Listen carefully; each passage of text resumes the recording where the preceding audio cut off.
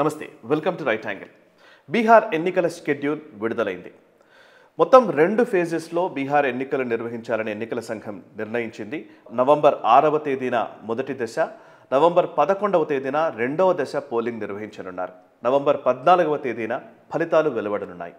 And బీహార్తో పాటు ఆయా రాష్ట్రాల్లో ఉన్నటువంటి కొన్ని ఉప ఎన్నికలకు సంబంధించిన ఎన్నికల షెడ్యూల్ని కూడా ఖరారు చేశారు. అండ్ మన తెలంగాణలో జూబ్లీ హిల్స్ నియోజకవర్గానికి కూడా ఉప ఎన్నిక జరగబోతోంది.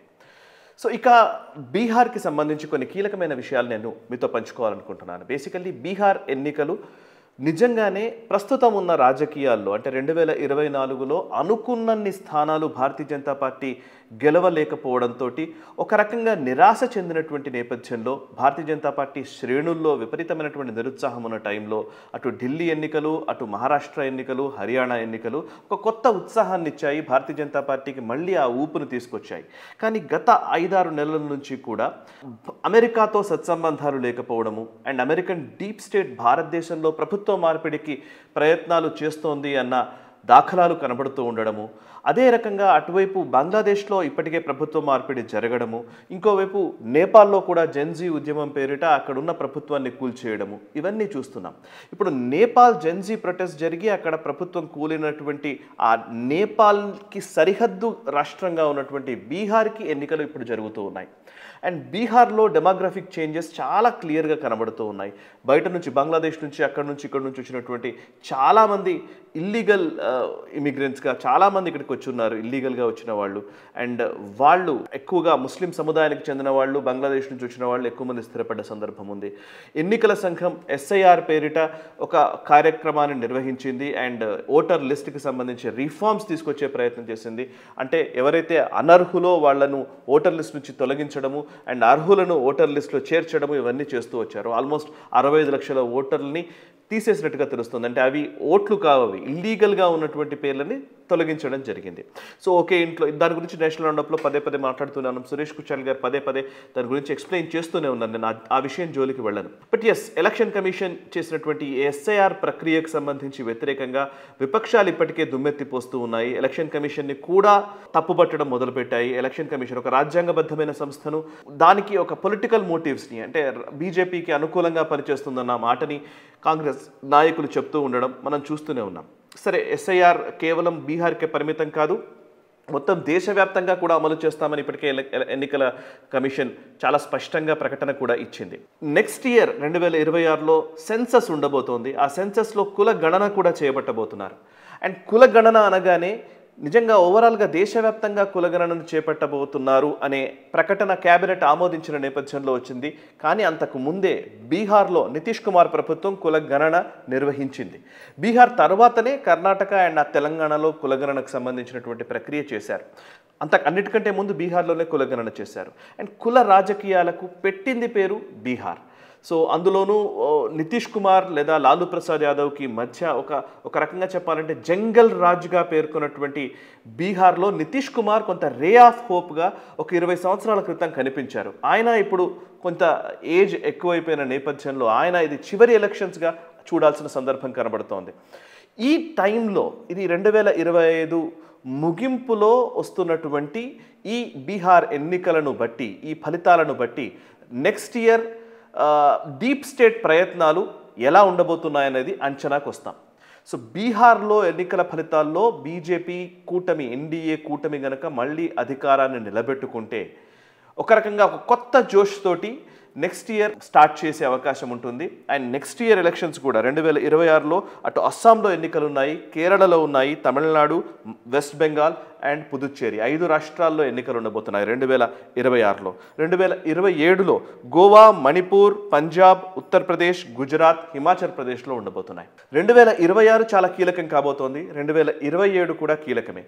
బట్ 2026లో సదరన్ పార్ట్, ముఖ్యంగా కేరళ, తమిళనాడులో ఎన్నికలు ఉండడం వల్ల ఇప్పటికే నార్త్ సౌత్ డివైడ్ గురించి చాలా వరకు మాట్లాడుతూ ఉన్నారు. అండ్ బీహార్ని ఎప్పుడు కూడా బీహార్ నుంచి చాలామంది అక్కడ నుంచి ప్రజలు సౌత్ ఇండియన్ స్టేట్స్లోకి హైదరాబాదో లేకపోతే చెన్నైకో లేకపోతే బెంగళూరుకో వెళ్ళి చాలా పనులు చేస్తూ ఉంటారు. బేసికల్లీ వాళ్ళందరూ వలస వచ్చి ఇక్కడ కంపెనీల్లో ఉద్యోగాలు చేస్తున్న వాళ్ళు ఉన్నారు. చీప్ లేబర్గా కూడా వాళ్ళని చెప్తూ ఉంటారు. బీహార్ నుంచి వచ్చిన వాళ్ళని చాలా చులకనగా చూసే స్వభావం కూడా చాలా వరకు ఉంది. అందులోనూ తమిళనాడులో అయితే బహిరంగంగానే చెప్తూ ఉన్న పరిస్థితి.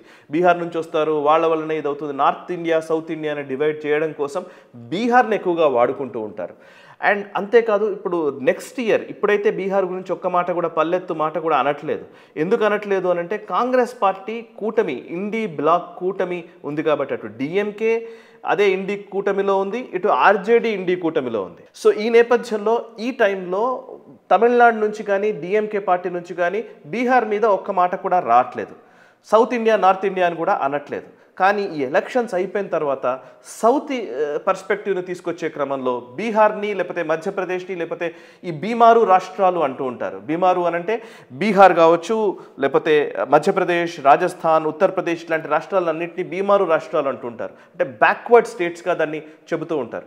సో ఈ ఎలక్షన్స్ అయిపోయినాక next year Tamil Nadu Kerala elections ఉన్నాయి కాబట్టి అప్పుడు ఈ నార్త్ ఇండియన్ స్టేట్స్కి ఎక్కువగా దోచిపెడుతున్నారు, వాళ్ళకేమో ఎక్కువ డబ్బులు ఇస్తున్నారు, ట్యాక్స్లు ఏమో మేము కడుతున్నాము, డబ్బులేమో వాళ్ళకి ఇస్తున్నారు అనే ఒక వాదనను తెరపైకి తెస్తారు. బట్ ఈ బీహార్ ఎలక్షన్స్లో దీని గురించి ఖచ్చితంగా మాట్లాడాలి కాబట్టి నేను ఈ విషయం తీసుకొస్తున్నాను. నిజానికి బీహార్ ఈరోజు ఈ పరిస్థితిలో ఉంది అనంటే, ఉత్తరప్రదేశ్ ఈ పరిస్థితిలో ఉంది అనంటే, జార్ఖండ్ వెనుకబడిన రాష్ట్రంగా ఉంది అనంటే, అండ్ ఒడిస్సా వెనుకబడిన రాష్ట్రంగా ఉంది అనంటే దానికి కారణము జవహర్లాల్ నెహ్రూ అండ్ ఆయన తీసుకొచ్చినటువంటి ఒక పాలసీ. ఆ పాలసీ ఏంటంటే ఫ్రైట్ ఈక్వలైజేషన్ పాలసీ. ఇది 1952వ దశకంలో 50వ దశకంలో తీసుకొచ్చారు అండ్ 1993 వరకు కొనసాగింది. ఈ ఫ్రైట్ ఈక్వలైజేషన్ పాలసీ వల్లనే ఈరోజు ఇటు చెన్నై కానీ, ఇటు ఆంధ్రప్రదేశ్ కానీ, లేకపోతే సదరన్ స్టేట్స్ కానీ, ఇంకా చెప్పాలంటే అటు గుజరాత్ కానీ డెవలప్ అయ్యాయి. ఈ ఫ్రైట్ ఈక్వలైజేషన్ పాలసీ వల్లనే నిజానికి బీమారు స్టేట్స్ అని చెప్పబడుతున్నటువంటి రాష్ట్రాలు చాలా వాళ్ళకు రావాల్సిన హక్కుని వాటాని కోల్పోయాయి.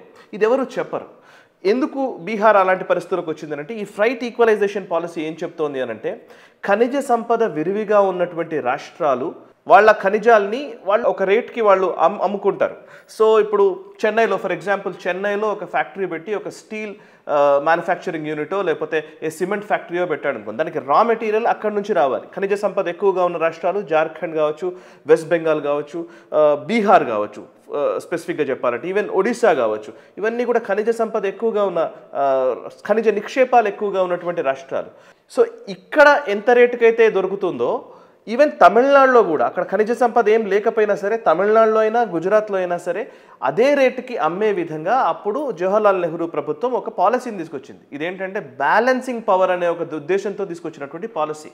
కానీ దానివల్ల ఏమైపోయిందనంటే అందరూ కూడా కంపెనీలు పెట్టేవాళ్ళు ఎవరైనా సరే, ఇండస్ట్రీస్ పెట్టేవాళ్ళు అందరూ కూడా పోర్టుకి ఏదైతే దగ్గరగా ఉంటుందో అంటే చెన్నైకి ఇప్పుడు సముద్ర తీరానికి దగ్గరగా ఉన్నటువంటి ప్రాంతాల్లోనే వాళ్ళు ఇండస్ట్రీస్ పెట్టడానికి సుముఖత వ్యక్తం చేస్తారు. ఎందుకంటే రా మెటీరియల్ ఎక్కడైనా ఒకటే రేట్ వస్తున్నప్పుడు నేను ట్రాన్స్పోర్టేషన్ ఖర్చును చూసుకోవాల్సి ఉంటుంది కాబట్టి, సో చెన్నైలో పోర్ట్ ఉంటుంది కాబట్టి చెన్నైని బేస్ చేసుకున్నారు. గుజరాత్లో పోర్ట్స్ ఉన్నాయి కాబట్టి అరేబియన్ ఓషన్ ఉంది కాబట్టి దాన్ని బేస్ చేసుకున్నారు.